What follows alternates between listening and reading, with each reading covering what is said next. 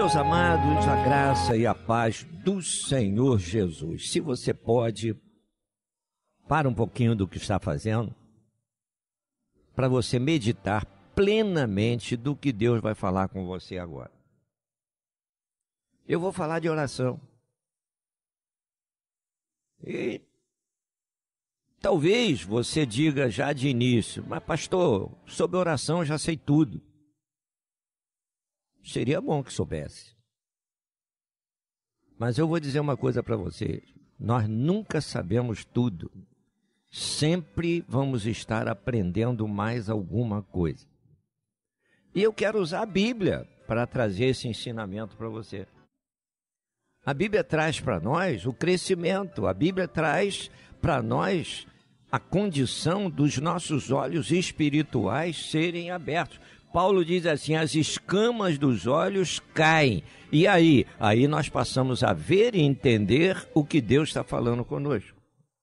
Às vezes a gente vê e não entende. Não entende.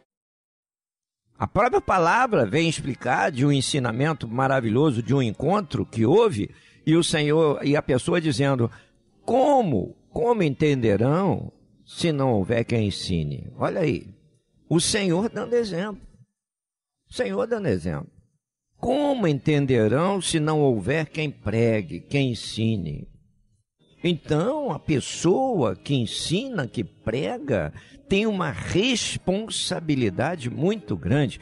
Não pode falar de si mesmo, mas daquilo que o Senhor está mostrando. Quem transforma as pessoas não somos nós, é o Senhor. Agora, o Senhor usa a cada um de nós, desde que nós estejamos comprometidos com o Senhor. A oração, ela nos coloca em contato direto com o Senhor. Quando você liga para o céu, não tem secretária para te atender. Quem vai te atender é o Senhor. Não tem linha. Ah, se você quer falar com Gabriel, aperta aí a tecla 2. Você quer falar com o Espírito Santo, aperta a tecla 3. Não tem não. Vai falar direto com o Todo-Poderoso. Então Deus vai te ouvir. Quando Jesus esteve entre nós, Ele deu exemplos disso para nós. Como? Ele mostrou ter uma vida de oração, de intimidade com o Pai. Lá em João ele chegou a dizer, eu e o Pai somos um. Quem vê a mim vê o Pai. Olha, tamanha era a intimidade. Quem vê a mim vê o Pai. Agora, aqui o doutor Lucas, no capítulo 11, verso 1, mostra Jesus em oração. E ele escreve assim, estando ele quem? Jesus, a orar num certo lugar. Quando eu vou buscar ali nos evangelhos a caminhada de Jesus, tudo que ocorria ou que era preciso fazer, antes Jesus levava a oração, buscando a direção do Pai. E até mesmo depois das curas, dos milagres, dos livramentos, Jesus ia orar, agradecendo ao Pai o milagre ocorrido. Veja, então Jesus orava para receber e Jesus orava agradecendo o que recebera. Vamos parar aqui e abrir um parênteses, rapidinho. Nós fazemos isso? Ou será que só nos lembramos de pedir e o agradecer vai ficando de lado? É preciso. Jesus deu o exemplo. Então, o que a palavra está nos mostrando? Que ainda hoje é necessário buscar o aprendizado, ou seja, buscar uma vida de oração. A vida particular de cada um está precisando urgentemente de uma vida de intimidade com Deus. E essa de intimidade com Deus se alcança através da oração. Nós vamos chegar à conclusão que nós temos orado muito pouco. A família precisa ser urgentemente coberta em oração. Sabe o que acontece? Muitas vezes a pessoa é membro da igreja, leva o pedido de oração para a igreja, mas ele mesmo não jejua e não ora pela família. Às vezes dentro de casa está de mal com o familiar, aí vai para a igreja pedir oração. Por que não se reconcilia com o irmão? É mais fácil ficar de cara feia dentro de casa, tratar mal dentro de casa e depois na igreja vai pedir oração? Que história é essa? Vamos rasgar o coração, vamos abrir o coração. Mesmo não estando errado, vai chegar para o outro e dizer, olha, se eu falei alguma coisa que te entristeci, me perdoa. Sabe por quê? Deus não quer que nós vivamos assim. Dê o braço a torcer. Aquele que se humilha, o que diz a Bíblia? Será exaltado. E às vezes a pessoa quer dar murro em ponta de faca. Não fala comigo, também não fala. Chega em casa, se tranca no quarto, bate a porta e não quero ver ninguém. É isso que Deus quer de você? É isso que Deus está esperando da sua vida? Depois chega na quarta-feira, domingo, segunda-feira, dia de cura e libertação. Bota a Bíblia debaixo do braço, vai para a igreja, vou para o culto. Aí chega na igreja, diz que recebeu tanto. Foi liberto? Foi transformado? Aquela mazela do coração saiu? Se não saiu, o culto não valeu. O culto não valeu. O culto é para operar em nós crescimento espiritual, mudança, cura, libertação. Tem coisas que nós ainda estamos precisando ser libertos. Mas a gente acha que já foi liberto de tudo. Agora, observe. Os discípulos, lá na igreja primitiva, Atos dos Apóstolos, eles oravam, está escrito, 3 vezes ao dia. Quantas vezes por dia a gente ora? Chegou um momento que os discípulos perceberam que oravam pouco e vagamente, ou seja, sem intimidade, sem responsabilidade, sem uma entrega verdadeira ao Senhor. Foi preciso serem dispersos, foi preciso passar até por lutas, para que a intimidade maior com Deus viesse. Mais fervor, mais transparência, mais unção, domínio do Espírito. Então veja, irmão, o crente, ele não pode gastar o seu tempo nos prazeres mundanos. Não pode. Ele tem que abrir mão de certas coisas que está sendo nocivo.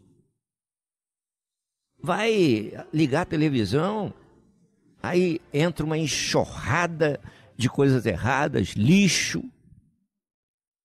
e até no meio de palavrões, de obscenidade. E o crente está ali assistindo aquilo, e às vezes até rindo do que está ouvindo. A Bíblia diz que nem tudo nos convém. Espera aí, televisão não liga sozinho, quem liga somos nós. Quem muda de canal somos nós. Quando nós estamos buscando a presença do Senhor, sabe qual a conclusão que a gente chega? Está difícil encontrar um programa adequado. Está difícil. Então veja, quando nós queremos chamar Deus de Pai, uma condição sine qua non é nós nos colocarmos na posição de filho. Se eu vou chamá-lo de pai, é preciso que eu me veja como filho, realmente filho. E para ser filho desse Deus maravilhoso, é de suma importância nós ter certeza que nós já nascemos em Cristo Jesus. Se nós nascemos de novo, fomos salvos, remidos pelo poder de Jesus, aí nós podemos chamá-lo de Pai. E lá em Lucas 11:13, no capítulo que lemos, diz assim, olha, quanto ao mais dará o Pai Celestial o Espírito Santo àqueles que lhe o pedirem. Veja, de antemão, Deus já está dizendo, eu tenho o que você precisa, mas vou esperar você ter a necessidade de buscar em mim. Sabe o que é isso? É preciso que nós queiramos receber o que Deus tem para nós. Oh, maravilha! Deus não vai dar forçando. Deus não vai empurrar a goela abaixo quando o homem faz. Deus não vai fazer isso. Deus espera que nós abramos a boca e falemos para Ele, Senhor, enche-me do Teu Espírito. Senhor, reveste-me com a Tua graça. Senhor, fortalece-me com a Tua unção. São pedidos. Até mesmo nas igrejas a gente ouve muito pedidos de quê? De coisas materiais. É muito difícil chegar um pedido e a pessoa dizendo, orem por mim, porque eu quero ser cheio do Espírito. Cheio do Espírito de Deus. Ore por mim, porque eu quero ser usado na unção do Espírito de Deus. Eu quero ser útil na obra do Senhor. Você não vê pedido assim. Você vê pedindo carro novo, emprego novo, que o Senhor abra uma grande porta para a minha vida, que o Senhor faça com que eu seja aprovado na faculdade. Ótimo, o Senhor quer que você faça a faculdade, mas para você passar na faculdade, você tem que estudar. Sabe por quê? Porque o Espírito de Deus não vai fazer você adivinhar nada. O Senhor mandou eu assinar essa daqui. Não vai não, meu filho, não vai não. O Espírito de Deus vai te fazer lembrar o que você estudou. Agora, adivinhação não vem de Deus. Então não pense que na hora da prova Deus vai te levar à adivinhação, que não vai levar não. Vai levar não. Então o Senhor quer que nós façamos a nossa parte. E Ele já fez a parte dele. Não pensa você que quando você orar, clamar ao Senhor, colocar algo diante do Senhor, aí o Senhor vai sair correndo dali para preparar o que você pediu. Não, o que você precisa, Deus já tem preparado. Grava isso aí. E vou repetir. O que você pediu em oração ao Senhor, Ele já tem preparado para você. E o que Jesus ensinou? Jesus tinha intimidade em oração com o Pai. Jesus disse assim, se você crê em mim e as minhas palavras permanecerem em você, pedireis tudo o que quiseres e será feito. Olha aí. Primeiro, fé. Primeiro, fé. Que sem fé é impossível agradar a Deus. Segundo, a palavra. E agora, não é só conhecer a palavra, ler a palavra, é viver de acordo com a palavra. Então, o teu padrão de vida no dia a dia precisa estar em harmonia com o que você aprende na palavra. É isso que o Senhor está passando para nós. É isso. Então, aí, você vai observar o que Deus tem de maravilhoso para a sua vida. Aí a palavra vem dizer lá em 2 Coríntios, no 5,14, dizendo assim, o amor de Cristo nos constrange. O primeiro efeito dessa palavra constrangimento, sabe o que é? É tomarmos a decisão de andarmos em obediência com o Senhor. Andar em obediência com Deus não é muito fácil, sabe por quê? Nós temos que reprimir a nossa vontade que luta contra a vontade de Deus. A nossa vontade é falha, leva-nos a tropeços. Mas como Paulo escreve em Romanos 12, a vontade de Deus para nós é boa, agradável e perfeita. E agora, mesmo sabendo disso, nós temos dificuldade para colocar em prática na nossa vida a vontade de Deus. A maior luta não é o mundo, a maior luta não é o que as pessoas falam para nós, a maior luta é a escolha, o desejo de escolha que está dentro de nós. Então a maior luta já está dentro de nós. A nossa vontade querendo lutar, querendo prevalecer contra a vontade de Deus. Não é fácil não, irmão. Ser de Jesus não é fácil. Quem pensa que viver na presença de Jesus vai ser uma vida mole, tranquila, não. Jesus disse assim, você me escolheu, no mundo tereis aflições. Às vezes você diz que tem Jesus, a porta ao invés de se abrir, fecha. Às vezes você tem Jesus na sua vida, você chega num lugar, nem conhece bem as pessoas, tem um no meio que diz assim, não gostei de você. Aí você se aborrece, se entristece, a seta entra, mas você precisa entender uma coisa. Por que a pessoa diz que não gosta de você? Porque o espírito que está naquele que falou não é o mesmo espírito que age em você. Mas se o crente não vigiar, qualquer palavra contrária vai levar ao abatimento. Use o escudo da fé. Não é isso que Paulo fala em Efésios? O escudo.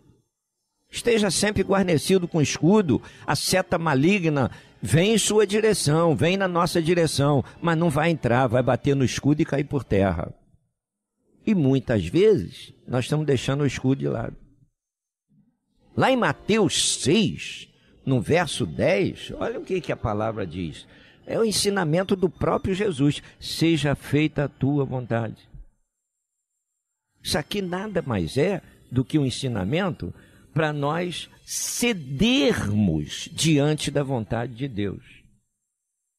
E aí, os propósitos de Deus serão cumpridos na nossa vida, na vida da nossa família. Viu?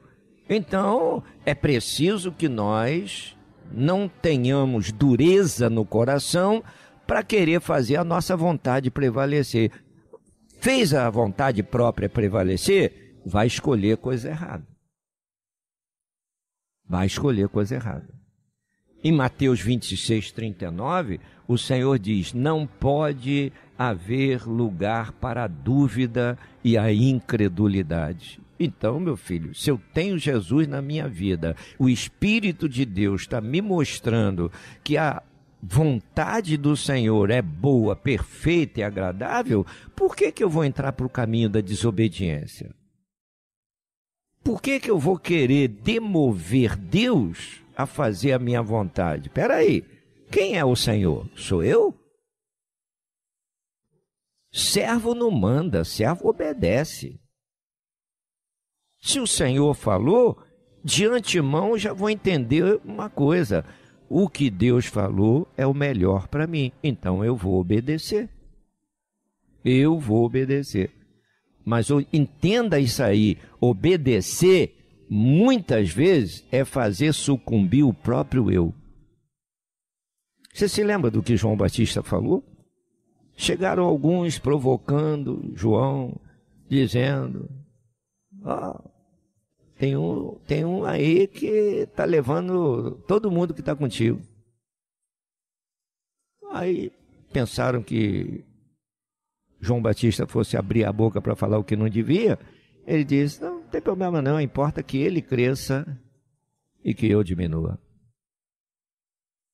Importa que ele cresça e eu diminua.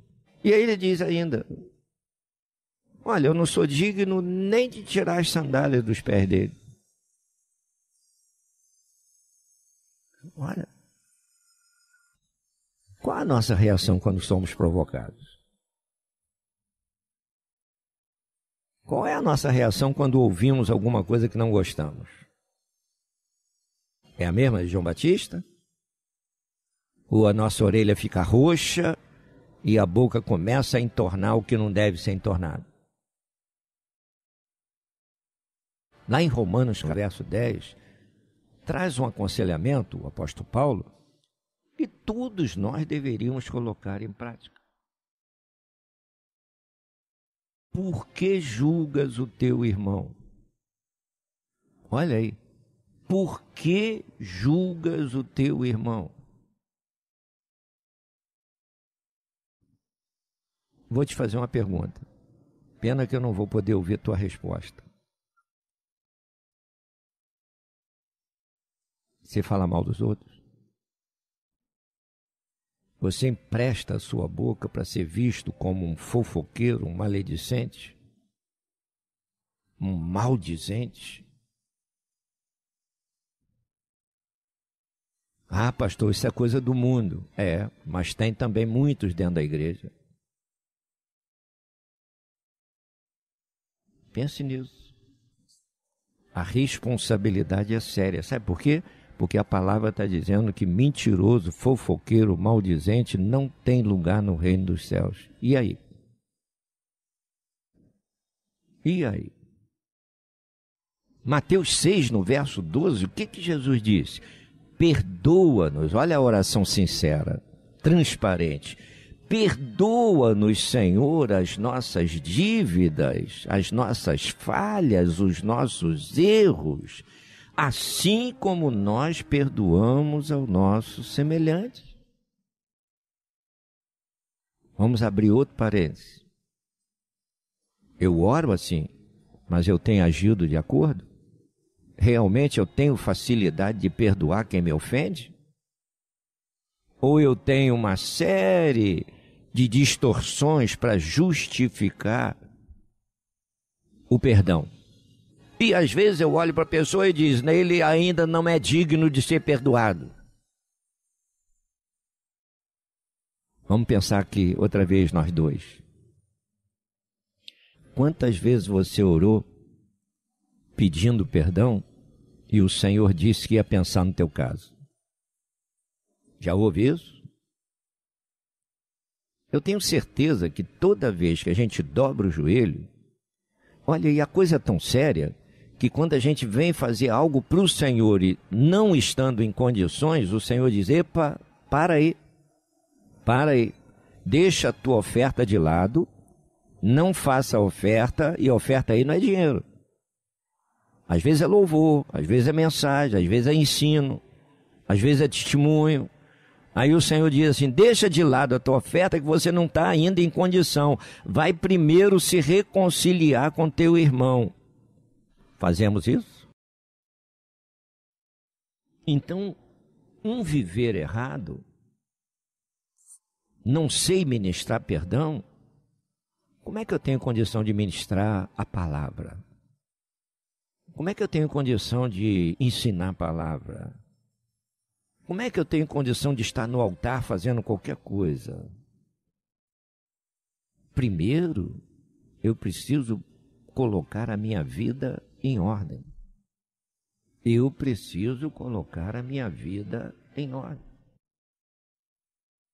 As coisas erradas precisam ser corrigidas.